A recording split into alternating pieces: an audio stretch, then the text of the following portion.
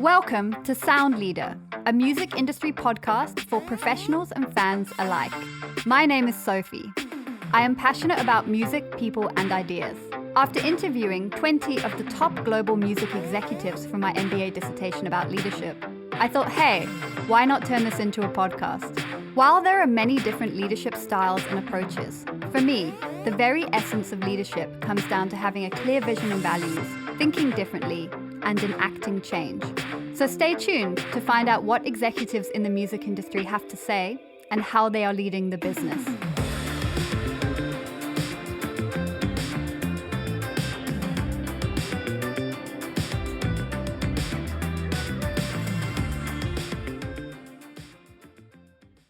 Today on Sound Leader, I have Mike Galt, whose youth was spent going to backyard gigs watching No Doubt and Sublime before they were household names.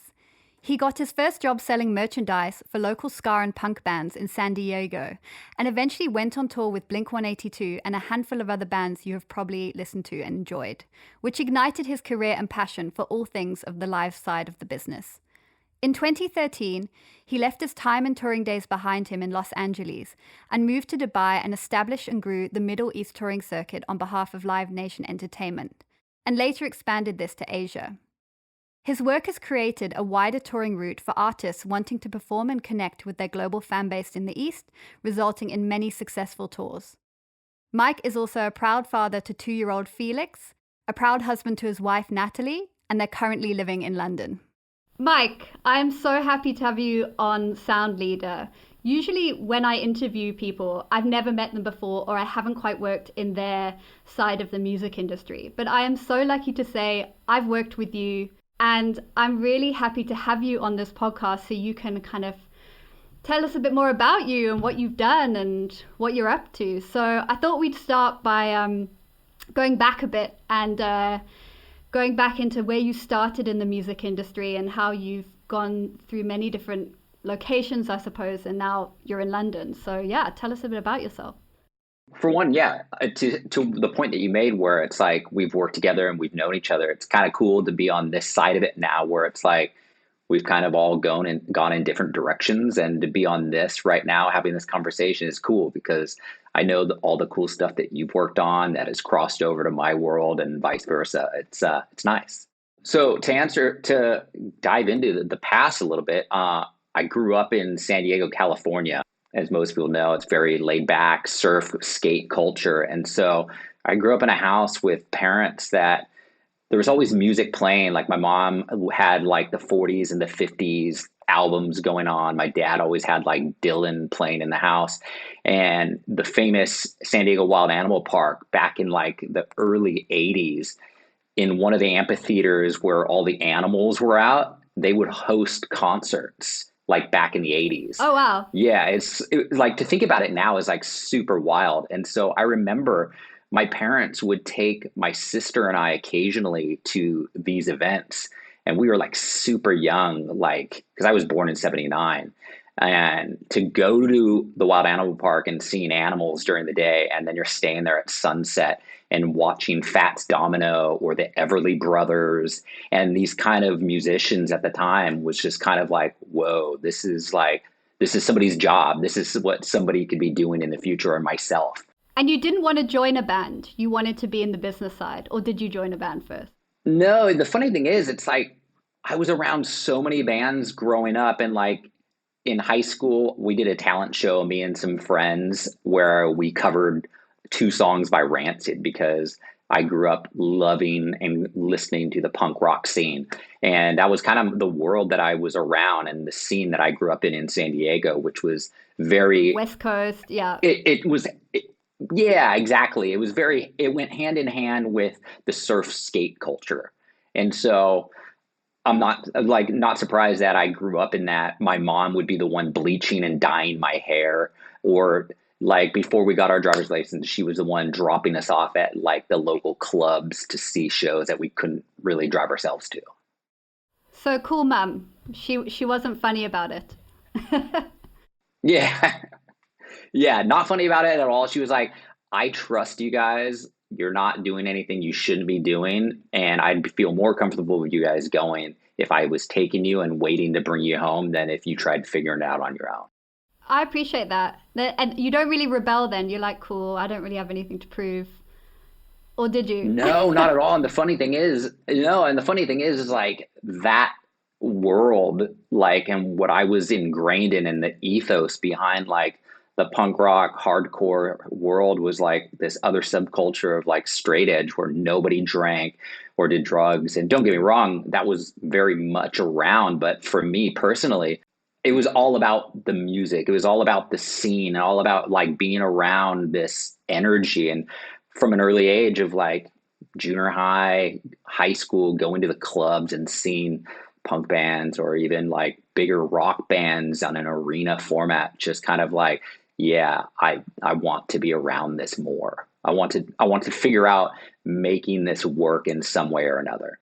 You had apparently a cool hairstyle, which you're gonna have to send me pictures after. Yeah, I mean, it worked out that I lived in a city that we had some hometown favorites that did very well and were successful out of San Diego. Like I was always around those bands. Like you had Blink 182, which was right down like probably 5 or 10 minutes from where I grew up. They were growing up as well. We'd see each other at house parties or they were playing in a local club in San Diego. You got to watch Blink 182 before they were big at a house party. Yeah, like I saw them at a house party when I was in high school. I remember going to backyard parties in Orange County where Sublime and No Doubt was playing. Hold on, back up. You got to watch Sublime live. So Sublime has a massive cult following in Cape Town, especially with the surfer band community. And every year they would put on a festival with all different bands coming together to cover Sublime songs, and there was a lot. It was really special. I mean, I'm not surprised. I'm not surprised in the slightest. Like that band had such a cultural impact globally, and more so when Bradley, the singer, passed away. But that band and that kind of reggae ska punk scene from Orange County and San Diego, like if they weren't in San Diego on a Friday or Saturday night, they were playing somewhere in Orange County, and it was like No Doubt and Sublime were like household names. Like they were always around. It was to the point where it's like until those albums blew up and those bands got mainstream, I can't begin to tell you the amount of times I've seen them in small settings. That blows my mind. That's one for the bucket list. It's sad I will never get to see them. Maybe I'll see Sublime in Rome. Yeah, which is just as good. You know what? It's crazy. That guy is a talented singer and he sounds just like Bradley, which the first time I heard it, I was like, this is a joke, right? Like somebody's playing a trick. Like somebody was like, I'm like, is this for real? You went to all these backyard parties. So how did you get into the business side of music? Right. So it was kind of like helping out on the weekends, like whether I'm like pulling tickets at a door at one of the local clubs or in the box office or helping sell merch for one of the local bands. There was a ska band in San Diego that we helped design their merchandise. We would be like helping them with their stage presence and like just jumping around and doing crazy stuff like that. And then it got to a point where I'm like, we're going to go on the road with this other band and we're going to start touring when summer break is coming up. And I got permission to go on my first tour when it was like I was going into my senior year of high school, I think it was. Did you miss school to go on tour?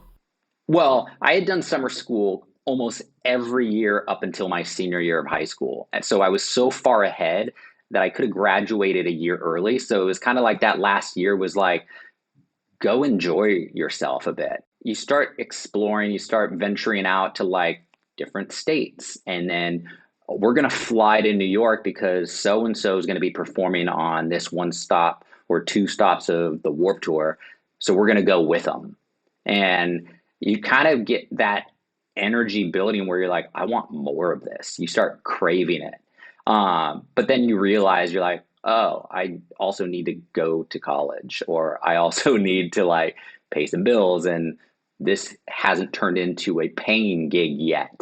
Fast forward a little ways in that full circle moment of time of like having known people that had success from the San Diego music scene, I found myself working with a couple of their friends for the clothing lines that Mark and Tom from Blink started. And then went out on the road when they toured, I went out on the road with them a couple times and basically was kind of overseeing their clothing aspects from a touring standpoint, tying them into it. And that's kind of like where I got really more hands-on. It was a paid gig, was getting my hands dirtier from the touring side and realizing it's like, okay, now I'm around production, I'm around the tour managers, I'm around all of these elements where I'm like, I need to ask questions. I need to soak all this in. Which way do I want to go? And which way do I see myself having success with it too? And that was exciting. And after doing that on a couple tours and seeing how big it was, and funny enough, have we talked about No Doubt? No Doubt was on the last tour with Blink. It was a co-headline run before Blink broke up the first time. So it was kind of like this big full circle moment where it's like you remember seeing these groups in these small settings, and here you are now. It's like an arena amphitheater run. They're co-headlining it, playing to like, I don't know, 40, 50,000 people a night. And it's just like you're standing on the side of the stage going, wow, like you kind of made it. And you grew up with them, so you watched them at the backyard gigs. They're making it now at arena level, possibly stadium, and you're making it in your career with them in the business side. Yeah, well, more or less, like I look at it as like that was kind of like the start for me because you're like, okay, this can go one of two directions. Like I'm gonna either continue touring and try and get to those levels of like some of the people that had been doing it for like 10 plus years before me, or I'm gonna use that as a jumping off start for whatever is to come. And the crazy thing was like I honestly thought I was gonna just like keep touring in that world and keep at it with those bands. But when Blink broke up and those kind of jobs kind of went away, it was like, well, I can either stay here in San Diego or all these connections that I've made and meeting managers and booking agents through that work, I can move to Los Angeles and see where it goes, which I'd always said I would never move to Los Angeles. Why not? Well, when you grow up in San Diego and you've been to LA, it's like night and day. And I always said it's like, I don't mind going to LA for a night or two, see a show, hang out with friends, but I don't want to live there. And then sure enough, I moved to LA. You live Yeah, there. moved to LA. And then I ended up living there for almost 13 years. And in LA, you got into more the live scene there. So that's where I started getting into the booking side of things. Like I got a really cool opportunity working at the agency group and working under Corey Christopher, who had just got brought in from having her own agency that she had done on her own for I don't know how long, but to have the opportunity of working under somebody like her who came from the similar background of working with punk bands and doing all of that, it was kind of like a no-brainer of like, this is going to be awesome. I'm going to learn a lot. I don't necessarily have the desire to be an agent, but it's a good learning opportunity of where I can go next. And I did that for a couple years before I realized it was like, I don't want to be an agent, but I still want to work on the live side and use my skill set and what I've learned in different areas. And so after that, I kind of got tapped by MySpace.com and some people that I knew through the music world to jump on board and help develop the MySpace music program. We launched a bunch of programs like Secret Shows and MySpace to List, and then we launched the MySpace Music Tour, where we took a bunch of different bands that were blowing up and being found on the MySpace platform. Because I grew up in the UK then, and I remember everyone had this buzz that Arctic Monkeys were discovered through MySpace. And there's the whole premise of did they, didn't they, or was that true? But that MySpace era for bands was such an insane time to work in because it was the first time I would say like the digital world met music and you could kind of use that to your advantage or at least use the data for your advantage. 100%. And it was also like, it was such a different way of like connecting because like you had other social media before that, but it wasn't music based. And this was now giving people that opportunity to not only find new talent, and it was showing record labels and A&R scouts new ways of discovery, but you're connecting with people across the world now because you guys like this same artist or so on and so forth. And it was fascinating. Like we did some insane shows. Like the premise of secret shows, for instance, what we did was we would take like an extremely large artist, like The Cure, for instance, because that's the most memorable. I have the poster hanging on the wall still. Um, and we put them in the Troubadour, and they played for 3.5 hours to 300 people for free. And like I think about it still, like whenever time I walk down my staircase and I see that poster from that night, it kind of still gives me chills because I remember earlier in the day, a friend and I were listening to the sound check, getting everything ready for that evening, and it was mental. Like it still blows my mind that we're pulled off some of the shows that we did, and then that's just kind of like the way that I came into Live Nation is that with the MySpace music tours, Live Nation was the producer of two of the three, or they might have produced all three if I remember correctly. And so working hand in hand with them, where we were handling all the stuff on the MySpace side, they were producing and handling the ticketing. It was kind of like, okay, well, let's see how many of these we can do. And then when MySpace started falling apart and then everybody left, got laid off because Facebook was blowing up and MySpace was getting forgotten about, I got the opportunity to do a couple Live Nation tours where I was out on the road overseeing all of like sponsorship, touring aspects and things like that with the artists. And it kind of just opened the door to going back out on the road. And your career at Live Nation was phenomenal as well. You got to work in a couple of different markets, if you want to share any of that. Ended up in London. Yeah, it's kind of wild. Like as a result of the touring and having a global footprint of traveling to like places like Australia, throughout Europe multiple times, or in the UK, from like a tour managing position, it helped with when the opportunity came to take that job with Live Nation in the Middle East. And I would have to say, like, of everything I've ever done in my career, that is probably the biggest risk I've ever taken. Like in terms of like a career, like on a career risk level, it's probably the biggest one I've ever taken because I literally packed up my house in Los Angeles, said goodbye to my friends and family, and I was like, I'm moving to Dubai. So, yeah, that was crazy. I mean, when I first landed there, I actually landed in Qatar first while my visa was like getting prepped and all that and working out all the paperwork details still with that office. But yeah, that was kind of mind blowing to like move to the Middle East where I had never been before up to that point. And nurture a new music market there. Not only nurturing a new music market, but also like kind of just like managing my own like mentality at the same time because I'm like, I know what I was capable of in other markets or where I grew up, but now you're stepping foot into a whole new. So not only are you needing to deliver on nurturing this new music market and try and show results, but you also have to like acclimate from a personal level too, because the social structure is totally different. And the culturally, like the culture shock was the first 2 months was difficult. I'm not gonna sugarcoat it. Like it was different. It was difficult.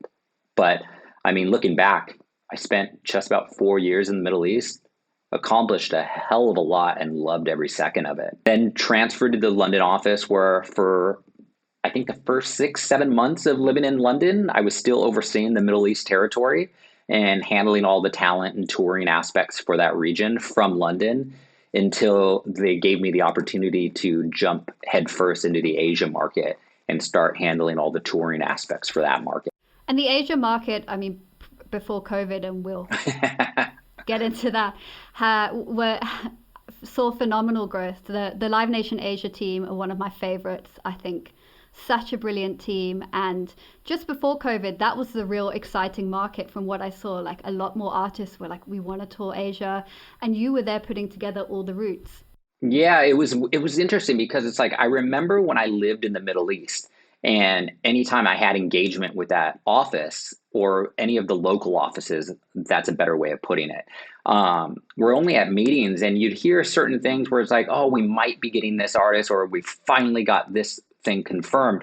It was still in its kind of infancy because outside of Summer Sonic in Japan or the occasional festival in Korea, there wasn't really this huge touring like structure in place for Asia. You'd see people go to Japan, occasionally Korea, and randomly you'd hear the odd artist going to China. China was quite a challenging market to tour, right?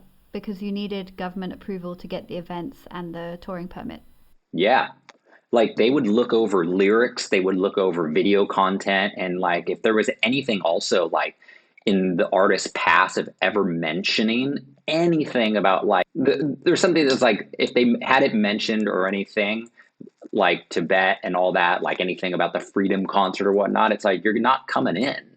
And it's like there's all these rules and regulations that I remember what I dealt with in the Middle East, but now here's a whole other realm and world that we're starting to tackle. And what was cool was when I came into the Asia market, they had been doing some really cool stuff, and more artists were now taking it upon themselves to realize it's like, oh, wow, we have a whole touring area now at our disposal, and markets with arenas, markets with small level venues and like club scenes that they can tap into if they're willing to invest in it. And that's the key thing, that the conversations that I would have with managers or agents is like educating them also on markets that they weren't familiar with, to let them know it's like you can make more money if you give yourself the time to work with your labels and invest in your music over here and take the time to actually play. But I think some people have a hard time where it's like they might be arena level business in the US or the UK and Europe, but they go over to Asia and they're back into the club world. So it's a hard pill to swallow for some. But the artists that did that, they were able to take a step back perhaps and suck up playing theatre shows when they were used to playing arenas. Was there a payoff? Yeah, but the ones that are going to like do very well in markets like that are the ones that recognize it, they put ego aside, and they take full advantage, and those are the ones that can keep coming back and play to sold out rooms, and I've seen it happen. I've also seen some where it's like they never even played the small clubs over there and they've gone straight to arenas because they just have this following on the social media in some markets where it's already there.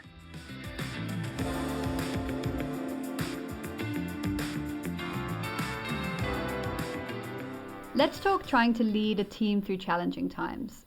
The live events industry and the effects that COVID has had on it has really been significant to anyone that worked in it.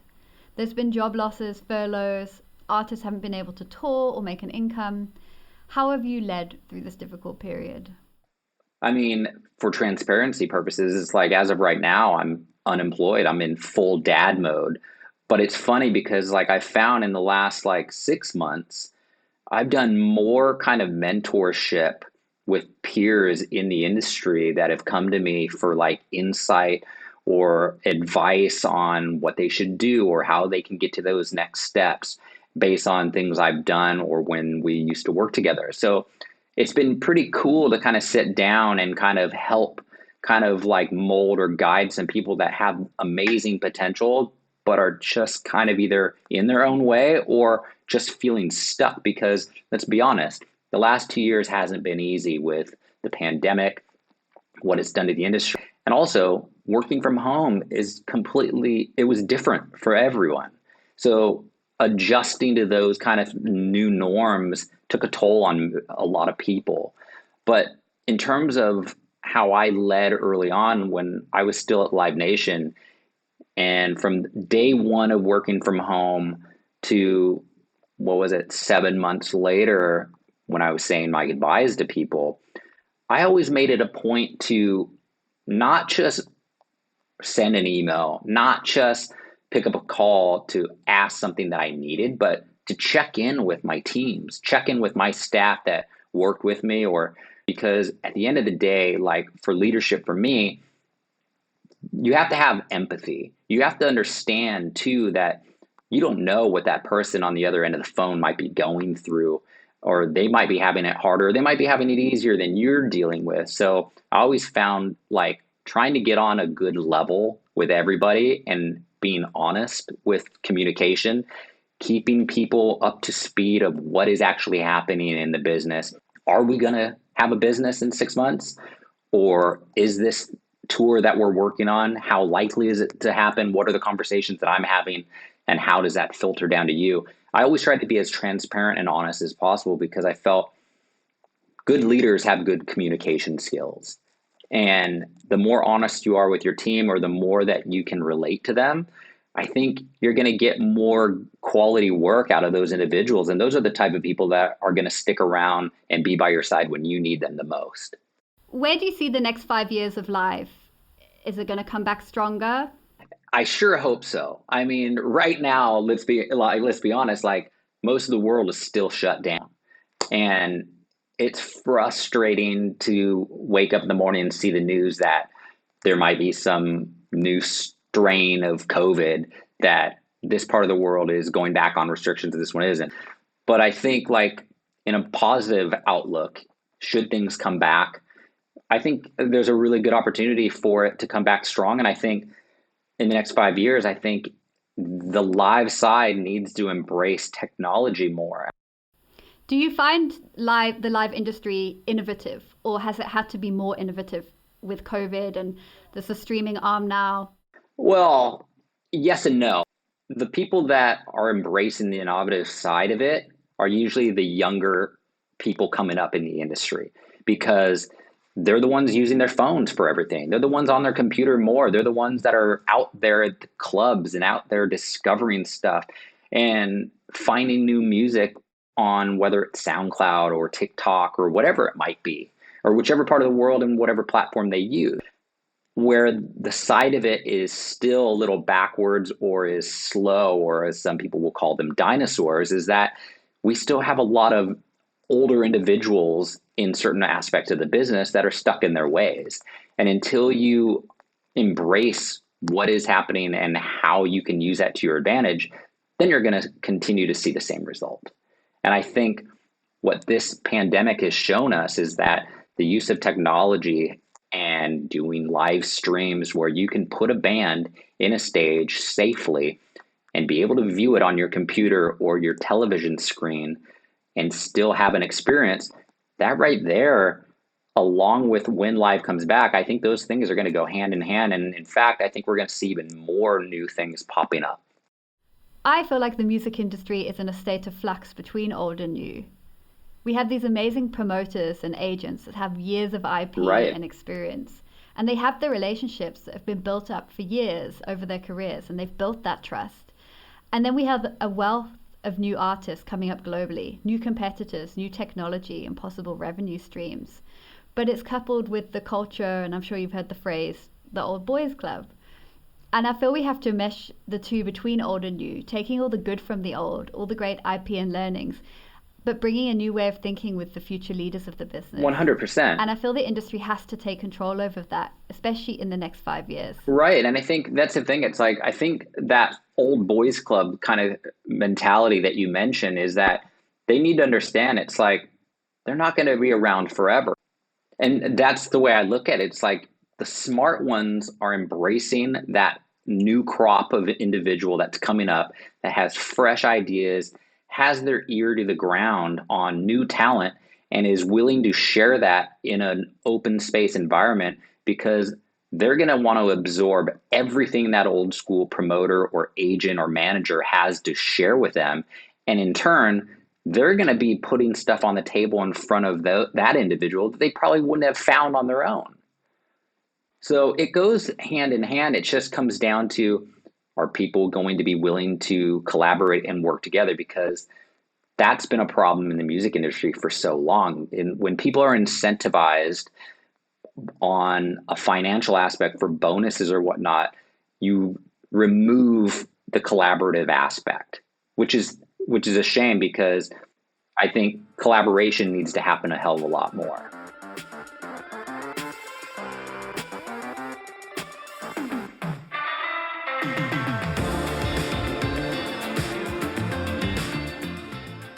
So, Mike, you chose parenthood or fatherhood in the music industry. Why did you choose this topic to deep dive into? Yeah, so my son was born in September of 2019, just ahead of the pandemic. And so, like, I had always heard of people having challenges in the workplace where getting the maternity or the paternity leave like approved, or just kind of the way people or their companies looked at it, or maybe frowned upon X amount of time, etc. And you always heard these things where it's like, can you have a healthy work life balance in the music industry as a parent? My first question then is, can you have a healthy work life balance as a parent in the music industry? And how has your experience been through it?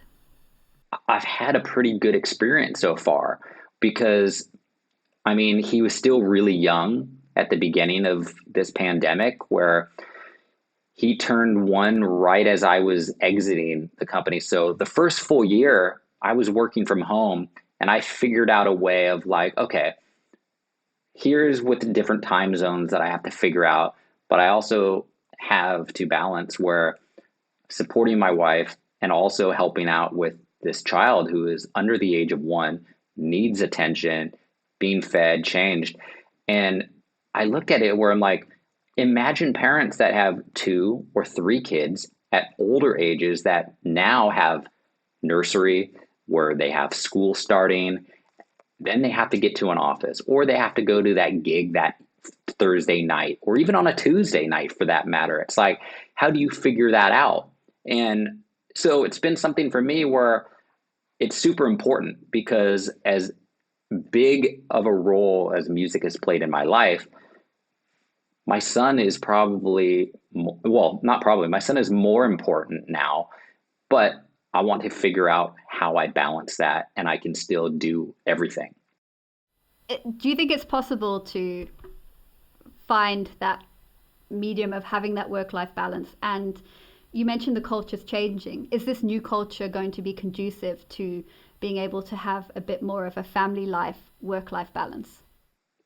Yeah, I mean, I found it so far to be awesome. Like, I've been on calls or meetings, and then he'll walk into the room, and there's no telling him to walk out of the room. It's like he's gonna sit on my lap, and I'm gonna have to get this call done one way or another, but with him joining in. So you just kind of figure it out.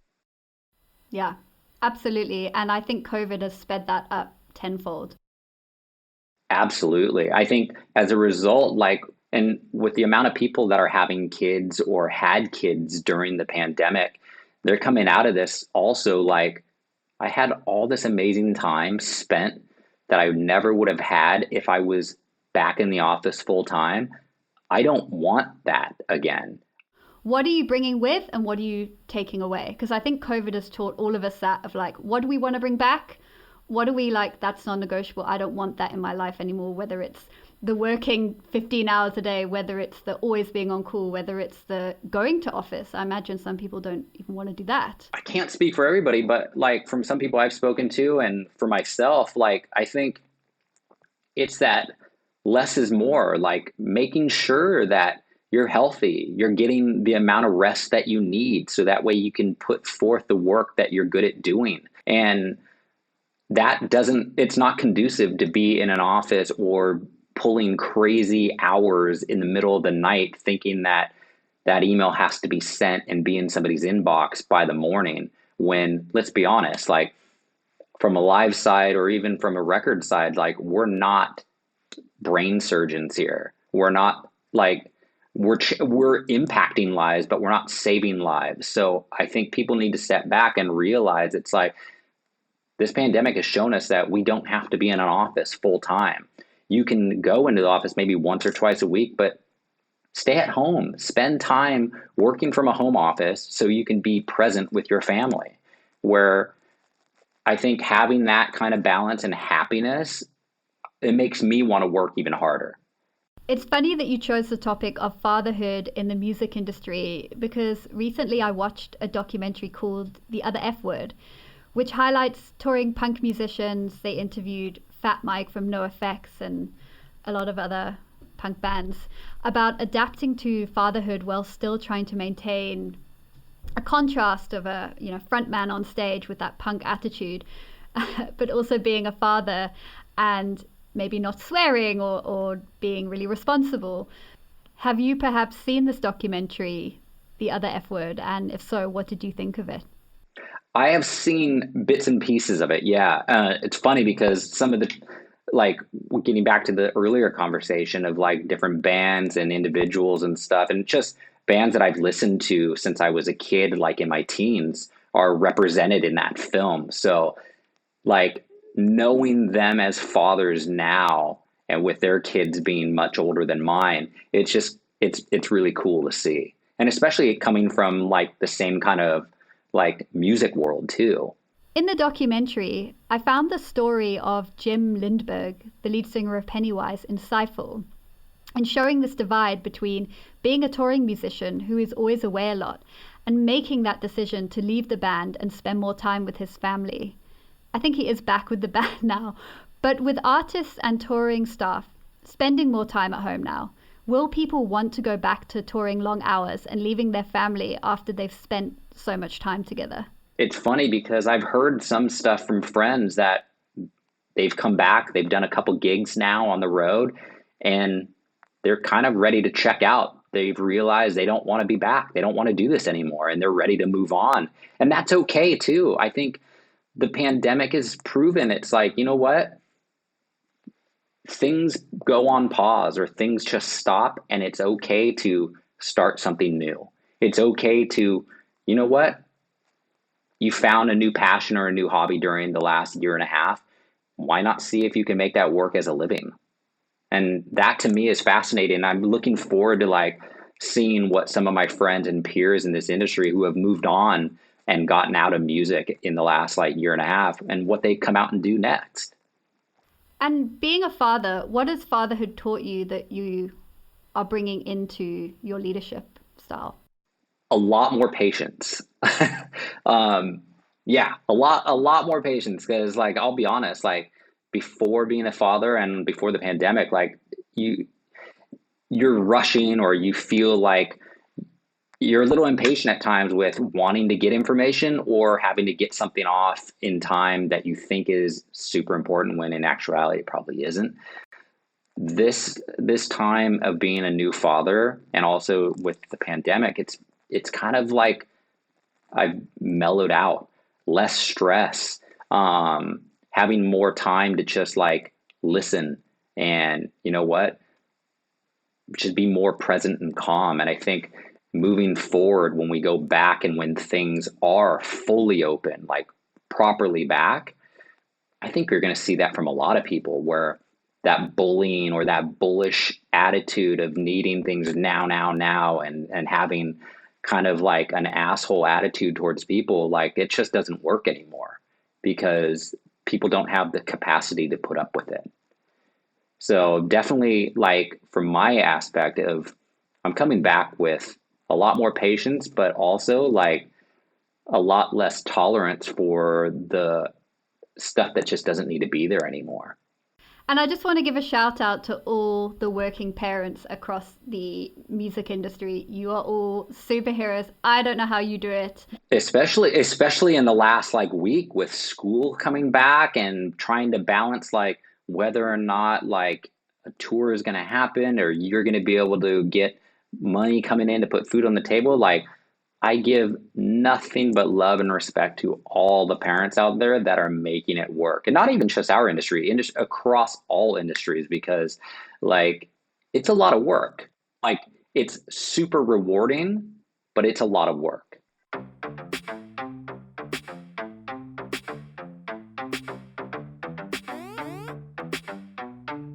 What is your favorite artist of all time? I get asked this a lot. And if I had to narrow it down, I bring it back to, and this kind of shows the weird side of me, is that I'd still say my favorite group of all time would be Oingo Boingo. And like for those listening who don't know who Oingo Boingo is, it's like they were a new wave band from like late 70s, early 80s with Danny Elfman, the singer who most notably now is known for all of his movie scoring films of like anything Tim Burton does and like he does the voice of Jack Skellington in Nightmare Before Christmas. But yeah, Oingo Boingo, like I can put on any of their albums still, and I find myself just screaming along to the lyrics, and just brings me back to my childhood. For anyone listening that has not heard of Oingo Boingo, we will put a link with this podcast. Check them out.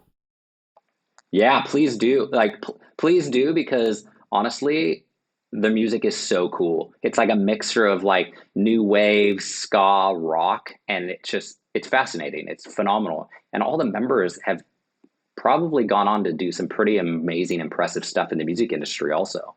And what song or album got you through 2020? I found myself listening to the last two 1975 records.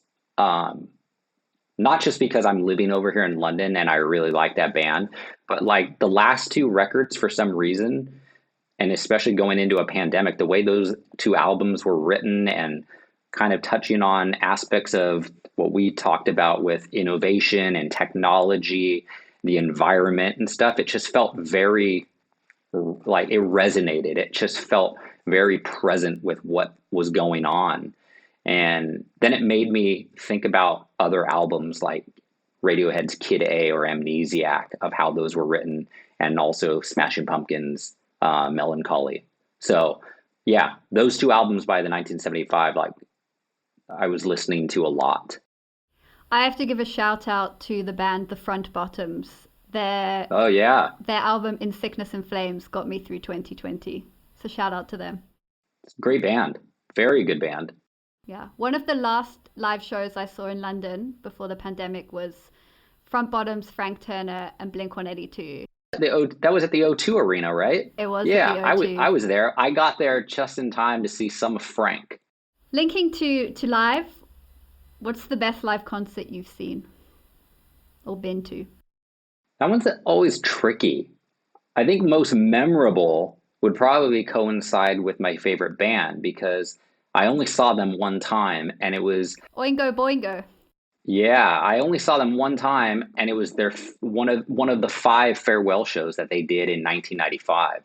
But yeah, so that would be probably my favorite and most memorable. But I mean, anytime I got to see a big artist in like a small room, The Cure, or seeing Lorde perform her very first show in LA in a small club was pretty special. Or Amy Winehouse at the Roxy was pretty damn impressive. Amy Winehouse is another one gone too soon, and I'm also very lucky that I got to see her at the Brit Awards in 2007. Oh, that would have been fantastic. It was brilliant. It was her, and I think the Fratellis played, and then Oasis closed the show. Jesus, that's a stacked bill right there. But I remember Oasis, they were so grumpy. I don't think they were friends. Well, they're still not friends, but There's something special about that band, because it's like the grumpiness, but it's mixed with that smug arrogance that, despite like anywhere else in the world, like, or anybody else, you'd be like, no, dude, that's not cool. But that was their shtick. That was who they were. It's who they are still. And I and love they're it. fucking iconic. Iconic. I mean, the thing is, if and when they decide to come back together, it will be the biggest thing ever. It'll be the biggest thing. And I can't wait, because it will be amazing. What song do you have on repeat right now? Right now, I've been listening to Sam Fender's new song, 17 Going Under. It's very, very cool, catchy riff, and he's like a new artist that I'm just like super stoked on. Like, he kind of reminds me of like a young Bruce Springsteen, but with like a very northern England like accent, which is kind of cool. What is an artist you love just as much as when you were 16? Um, I would have to say, and I saw them this last weekend actually. They were over here playing a festival. Would probably be No Effects. Like, there's just like, I remember being 16 and hearing those early albums of No Effects, and like that punk sound from the West Coast, from the Bay Area, where they're from. It still resonates today. Like, those songs have, I I still play it in the house. I think I was playing that album, one of their albums yesterday. I love it. So No Effects is probably that album or band that I can listen to right now and I still have the same feelings about it that I did when I was 16. I see they were playing the UK with Slam Dunk. So did Frank Turner and No Effects, I saw they were collaborating. They'd done the collaboration album, but did they play that live at Slam Dunk? They did. Frank joined them. He was like standing next to my buddy Cameron and I, and Cameron promotes him across the UK. And so he tossed his little in-ear monitor case to Cameron and then ran on stage. They played the one main song that they do together, one of No Effects's, and it was awesome. He crushed it. Like, and the funny thing is, the Blink show where Frank Turner opened, that was the first time I ever even listened to Frank. And the energy and all that, like I had never given it a chance. And now like I'm a fan. His set at Slam Dunk was great too. Frank is brilliant. For those listeners that don't know, I also sing in a folk punk band, and the lead singer is heavily influenced by Frank Turner. And I really love what he stands for. He's had a lot of really well-deserved success.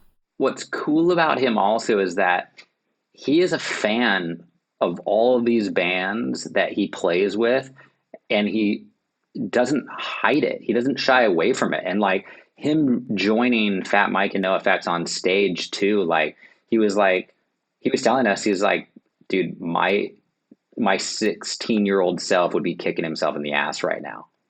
Like to have that opportunity. And I think that's awesome. It's like instead of being like, yeah, I have to go on stage and do this thing or whatnot, it's like you're geeking out as you're doing it. And that's what I love about music is like when cool things like that happen. What is one song you wish you'd written? I go between like I would say these are my two favorite songs of all time. Um, I'm on Fire by Bruce Springsteen, and then Joey by Concrete Blonde. Like, I don't know what it is, but the lyrics, first and foremost, I'm a lyric person, and those two songs are just phenomenal lyrically. They make you think, they make you feel that you're a part of it. And then the melody also is just, they're fantastic. Like, I can hear those songs over and over and over. I was the guy that whenever we were going through a club or there was a jukebox, I'd be the guy putting like $10 or $20 in and just playing those two songs over and over again and just bullying the jukebox and pissing people off because why are we hearing these two songs over and over again? But like I'm out of selfishness, I just love those two songs so much. And we've spoken about old music, and you've mentioned songs you've got on repeat right now, but what's your favorite new up and coming artist, which we will give a plug on this podcast? I really love Yeba, who just put out her new album today. She's fantastic. But for the longest time, I was obsessed, and I still love the album. And she won the Mercury Prize last night. I've been all about Arlo Parks for like the last year or so, and to see the success that she's having now, and to get the Mercury Prize, which is such a big deal for any new and up and coming artist to have that kind of sets the tone for where she's going to be going. Saw her at All Points East 2 weeks ago, and then she was chatting to a friend of mine while we were in the back just congregating, and she's such a lovely, like humble person. So it's like those are the kind of artists that like you want nothing but success for. I love that. Arlo Parks, if you're listening, just huge congratulations on winning the Mercury Music Prize, and wishing you even bigger and better things as your music career progresses. Yeah, absolutely. Like I think it's going to, because like the Mercury Prize just kind of like sets the tone for where you're going to go. Mike, thank you so much for being a guest on Sound Leader. We're coming to the end of the interview now, so I just wanted to ask, do you have any concluding remarks or anything you want to highlight of what matters to you in leading the business? What matters to me is if you're a good person and if you have a good reputation, because that will keep you going. And I'm hoping that this pandemic has weeded out a lot of the bullshit and the toxic people, and that the good people are going to continue to flourish. So yeah, thank you again. I wanted to just say thank you for even presenting this opportunity. This is cool.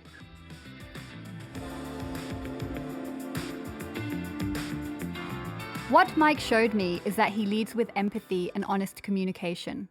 I love the fact that he used his time during the pandemic in the best way possible by spending time with his son and family and mentoring colleagues. As he maps a new way forward in the music industry, Mike raises an important point that we all should question: what we want to bring into our new normal and what just wasn't worth it. A big thank you to Human Bean Juice for the music and STFD for the mixing. For upcoming episodes and news, please follow me on Soundleader Podcast or soundleader.buzzsprout.com. And until next time, take care.